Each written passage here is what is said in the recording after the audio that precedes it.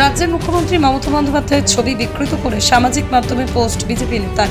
ঘটনায় অভিযুক্ত বিজেপি নেতাকে নোটিশ আদালতের। ঘটনা নদিয়ার শান্তিপুর থানার 18 নম্বর ওয়ার্ড তোপখানাপাড়া এলাকার বাসিন্দা বাপি কর নামে এক ব্যক্তির বিরুদ্ধে। এ বিষয়ে সরকার পক্ষের আইনজীবী কিশোর কুমার মুখার্জি সংবাদ মাধ্যমের মুখোমুখি হয়ে জানান, সামাজিক মাধ্যমে রাজ্যের মুখ্যমন্ত্রী মমতা বন্দ্যোপাধ্যায়ের ছবি বিকৃত করে পোস্ট করেছেন অভিযুক্ত বাপি কর। রাজ্যের সরকারের নির্দেশ মতো গতকাল অভিযুক্ত বাপি করের বিরুদ্ধে আদালতে মামলা করা হয়। আজ আদালত অভিযুক্ত বাপি করকে নোটিশ দিয়েছে বলেই জানান আইনজীবী। এরপরও যদি ওই ব্যক্তি আদালতে এসে দেখা না করে তাহলে পরবর্তীতে পদক্ষেপ নিতে আদালতের দ্বারস্থ হবে সরকার, এমনটাই জানা যায়। 3 ভাগ জল 1 ভাগ স্থল, তাই পানীয় জলের অভাব নেই। কিন্তু বিশুদ্ধ পানীয় জল একটাই, বৃষ্টি অ্যাকোয়া। প্রতি ফোঁটায় আনে তৃপ্তি, মেটায় তেষ্টা। বৃষ্টি অ্যাকোয়া, বিশুদ্ধ পানীয় জল। এলাকার বাপি কর নামে একজন আছেন, যিনি বিজেপি করেন সম্ভবত। তো তার বিরুদ্ধে অভিযোগ উঠছে যে তিনি মুখ্যমন্ত্রীর কুরুচিকর বিভিন্ন রকম ছবি বিকৃত করে পোস্ট করেছে এবং সেক্ষেত্রে একটা আইনি বিচারও চলছে। কি বলবেন এই বিষয় নিয়ে? দেখুন, উনি হচ্ছে আমাদের শান্তিপুর পৌরসভার অন্তর্গত 18 নম্বর ওয়ার্ডের বাসিন্দা। উনি আগে ছিলেন বাম, এখন হচ্ছে রাম। মানে বাম সরকার যতদিন ছিল আমাদের রাজ্যে, ততদিন হচ্ছে তারা যেভাবে মানুষের উপরে অত্যাচার করেছে, আজকে এরা রামে গিয়ে আজকে আমাদের বাংলার মুখ্যমন্ত্রী বিরুদ্ধে যেভাবে পোস্ট করছে, যেভাবে কুরুচিকর শব্দ ব্যবহার করছে, তাতে আমরা শান্তিপুর শহর তৃণমূল যুব কংগ্রেসের পক্ষ থেকে একটা ধিক্কার জানাই। এই ধরনের নোংরা মানসিকতার রাজনীতি একমাত্র ভারতীয় জনতা পার্টি করে। আর এদের সম্পর্কে বলতে গেলে সামনে বিধানসভা নির্বাচনে ভারতীয় জনতা পার্টি কোনো তৃণমূল কংগ্রেসের বিরুদ্ধে কোনো ইস্যু পাচ্ছে না, তাই তারা এরকম নোংরা রাজনীতির আশ্রয় নিচ্ছে। আমি এর তীব্র ধিক্কার জানাই। এই মামলা এটা আদালতে মামলা চলছে, আর আমরা আদালতের উপর আমরা সম্পূর্ণভাবে আস্থাশীল। আমি এই প্রশাসনের কাছে অনুরোধ করব এই ধরনের কাজ করবার জন্য, যাতে ওকে অবিলম্বে গ্রেপ্তার করা যায়। একটা বিষয় হচ্ছে, আপনাদের বিরুদ্ধেও তো অনেক সময় হয় ও বিজেপি অভিযোগ তোলে যে কুরুচিকর মন্তব্য হয়েছে প্রধানমন্ত্রী সম্পর্কে, কিংবা ছবি বিকৃত করে পোস্ট করা হয়েছে। এগুলো তো একটা সামাজিক ব্যাধি হয়ে দাঁড়িয়েছে। কি বলবেন? দেখুন, আমরা মাটি মানুষের সরকারের আমাদের বাংলায় আছে। আমাদের নেত্রী হচ্ছে মমতা বন্দ্যোপাধ্যায়, আমাদের সেনাপতি হচ্ছে অভিষেক বন্দ্যোপাধ্যায়। আমাদের রাজনীতি সেই শিক্ষা দেয়নি যে আমাদের কুরুচিকর শব্দ ব্যবহার করে রাজনীতি করতে হবে। আমরা মানুষের কাছে পাশে থাকি। মানুষের পৌরসভার যে পরিষেবা, সরকারি যে পৌরসভা, সাধারণ মানুষের কাছে সেটা পৌঁছে দিই।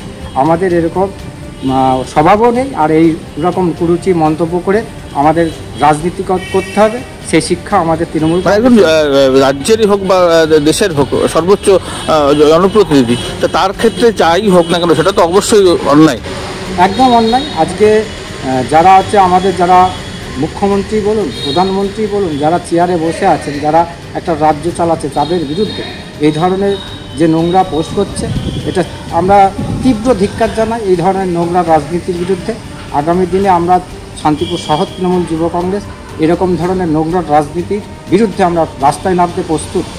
সেক্ষেত্রে যদি আপনাদেরও কোনো দলীয় কর্মী সমর্থক এরকম করে থাকতো বা করে থাকে আগামী দিনে, সেটা নিশ্চয়ই এরকম স্ট্যান্ড হওয়া উচিত আপনাদেরও। একদম, আমরা এই ধরনের রাজনীতি আমরা পছন্দ করি না বা প্রশ্রয় দিই। আপনার নাম, পরিচয়? আমার নাম দীপঙ্কর শাহ, আমি শান্তিপুর শহর তৃণমূল যুব কংগ্রেসের সভাপতি এবং শান্তিপুর পৌরসভা 17 নম্বর ওয়ার্ডের কাউন্সিলর। কর্মী তাকে আইনি নোটিশ পাঠানো হচ্ছে, কি বলবেন?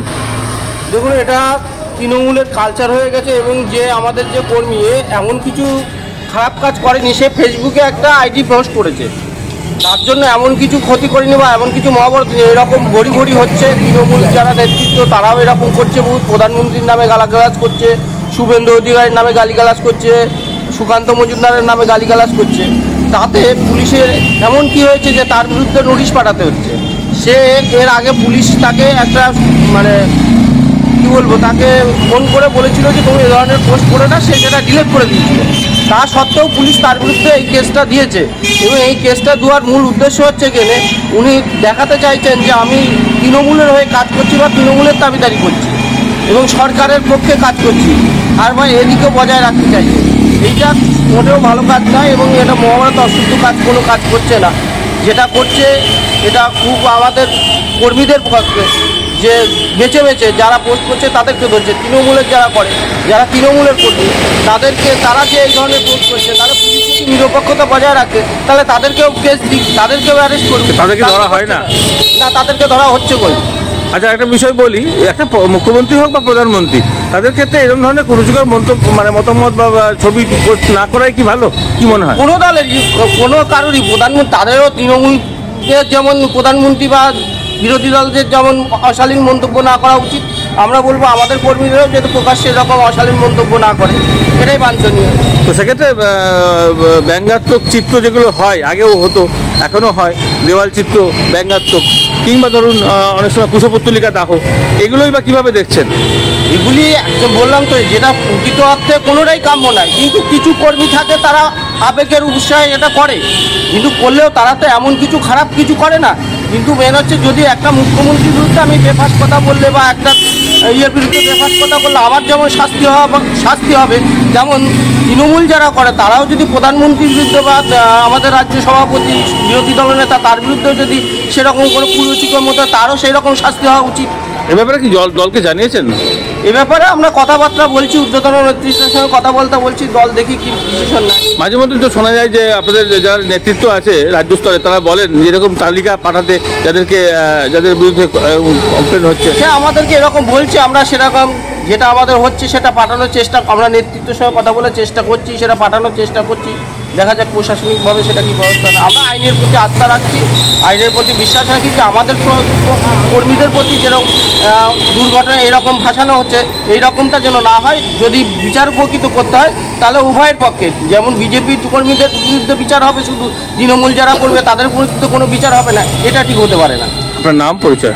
আমার নাম পিকুল বিশ্বাস, শান্তিপুর টাউন মন্ডল 4-এর সভাপতি। নদিয়ার সবথেকে বড় English medium school JRS public school, প্রায় 35 বিঘা জমির ওপর গড়ে উঠেছে বিশাল ক্যাম্পাস। নার্সারি থেকে শুরু করে উচ্চ মাধ্যমিক, ITI college, law college, BEd college, ভর্তি চলছে। জেআরএস পাবলিক ব্যালকনি বা সিঁড়ির রেলিং, মডিউলার কিচেন বা ড্রয়িং রুম, এক কথায় আপনার স্বপ্নের বাড়িকে করে তুলুন আরো সুন্দর। Chakdah ply centre, gorgeous look বা কোয়ালিটি সবেতেই number 1। Chakdah ply centre, Chakdah ply centre, KBM, Chakdah, Nadia. আপনি কোথায় ইনভেস্ট করবেন, কেন করবেন, বুঝতে পারছেন না তো? সঠিক গাইডলাইন পেতে আজই আসুন নদিয়ার চাকদাতে নিবেদিতা প্রাইভেট লিমিটেডে। Nivedita private limited, marketing and distribution service. ঠিকানা KC Dutta road, Uttar Ghoshpara, Chakdah, Nadia. Chakdah aluminium centre, ply, কাঁচ, laminates, kitchen fittings, door lock, window ও অ্যালুমিনিয়ামের খুচরো ও পাইকারি বিক্রেতা। চাকদা অ্যালুমিনিয়াম সেন্টার, পূর্বলালপুর 50 নম্বর রেলগেটের পাশে, চাকদা, নদিয়া। হোমওয়ার্কটা করেছো? হ্যাঁ স্যার। এ বাবা, ভুল করেছো কেন? চোখে কেমন ঝাপসা দেখছি, লিখতে আর পড়তে খুব সমস্যা হচ্ছে। চাকদার মডার্ন অপটিক্স থেকে ভালো চোখের ডাক্তার দেখিয়ে নাও। প্রতিদিন প্রকৃত চোখের ডাক্তার ও দৃষ্টি বিশেষজ্ঞ মডার্ন অপটিক্স, চাকদা। নদিয়া জেলার সবথেকে বড় বিল্ডার্স চাকদার মা মনসা বিল্ডার্স, রড ও সিমেন্টের পাইকারি ও খুচরো বিক্রেতা। মা মনসা বিল্ডার্স, পদ্মবিলা, চাকদা, নদিয়া। ভাবছেন 3 স্টার ক্যাটাগরিতে কাটাবেন? রুম রে মাত্র 1500 টাকা থেকে স্টার, খাওয়া দাওয়া রিজনেবল প্রাইস। নদিয়ার একমাত্র 3 স্টার ক্যাটাগরি হোটেল এনবি সোনার বাংলা হোটেল, কল্যাণী এইমসের ঠিক উল্টো দিকে, কল্যাণী, নদিয়া। স্যামসাং, জিও, রিয়েলমি, নদিয়ার একমাত্র অথরাইজড ডিস্ট্রিবিউটর ঘোষ কমিউনিকেশন, থানার মোড়, চাকদা।